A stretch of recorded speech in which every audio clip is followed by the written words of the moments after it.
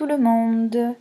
Alors pour commencer ce maquillage effets spéciaux, on va utiliser de la cire Kryolan ainsi qu'une spatule.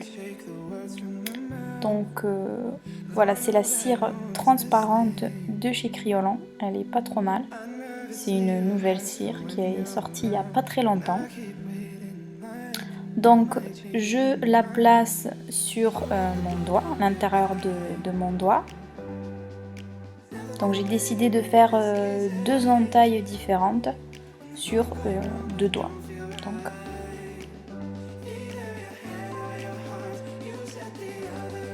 Donc on modèle la cire de façon à ce que ce soit uniforme. Parce que en fait on rajoute une couche sur le doigt, mais il faut qu'elle soit presque imperceptible.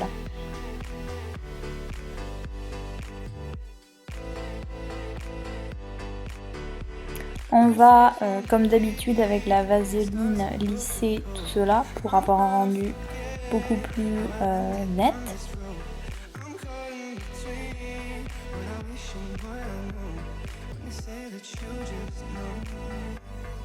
Avec une éponge à barbe, ensuite, je donne un peu de texture à la cire.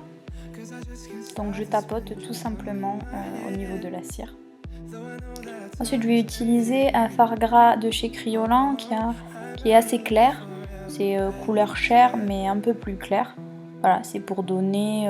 j'aime bien avoir une base un peu plus claire quand je travaille avec la cire. Donc voilà, j'en mets un peu partout sur les doigts en tapotant. Et ensuite, je vais poudrer avec une poudre transparente afin que ce soit moins brillant et un peu plus mat. Je vais prendre mes fards à l'alcool et je vais utiliser un jaune que je vais placer toujours en tapotant avec mon doigt sur les doigts. Ça fait beaucoup de mots doigts, mais c'est comme ça. Ok, donc une fois que c'est fait, je reprends ma spatule et puis je vais tracer l'entaille que je souhaite. Donc sur mon doigt droit, j'ai décidé, enfin mon doigt droit en regardant la vidéo, j'ai décidé de faire des sortes d'entailles, mais avec des petites coupures à l'intérieur de l'entaille. Voilà, c'est ce que je suis en train de créer avec la spatule. Et puis sur l'autre doigt, j'ai décidé de faire une entaille beaucoup plus simple, un peu plus ouverte. Et voilà, donc je vous laisse regarder. Après c'est à votre convenance, bien évidemment, c'est ce que vous souhaitez faire, ce que vous souhaitez donner comme rendu. Après par la suite, je vais utiliser un fard gras rouge que je vais placer à l'intérieur, bien évidemment, de l'entaille.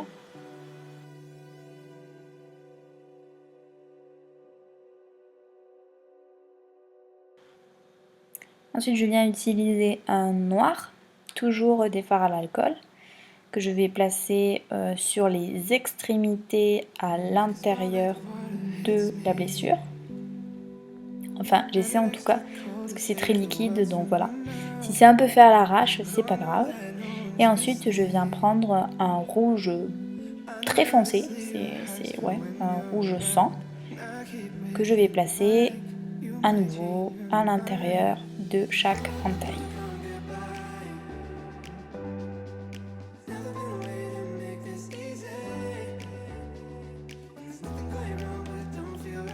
Ensuite, je vais utiliser un mélange de jaune et d'orangé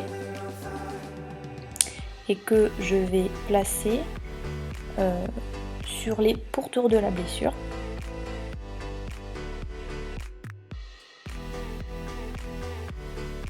Voilà, donc ça c'est notamment pour donner un peu plus de dimension à la blessure.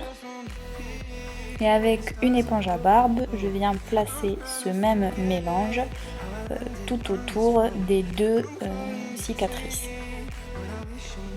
Je reprends un rouge très très foncé que je replace au niveau des entailles, que je fais un peu déborder, voilà.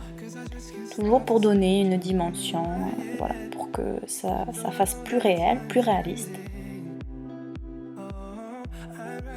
Et enfin on finalise avec le faux sang criolant. Voilà, je le trouve toujours trop clair, mais pour ce genre de blessure ça marche très bien. Je fais déborder bien évidemment pour qu'il y en ait un peu partout. Et voilà le résultat.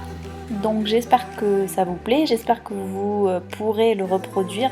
Surtout si vous le reproduisez, n'hésitez pas à m'envoyer des photos ou quoi que ce soit. Voilà, je vous dis à très bientôt pour une nouvelle vidéo. Merci.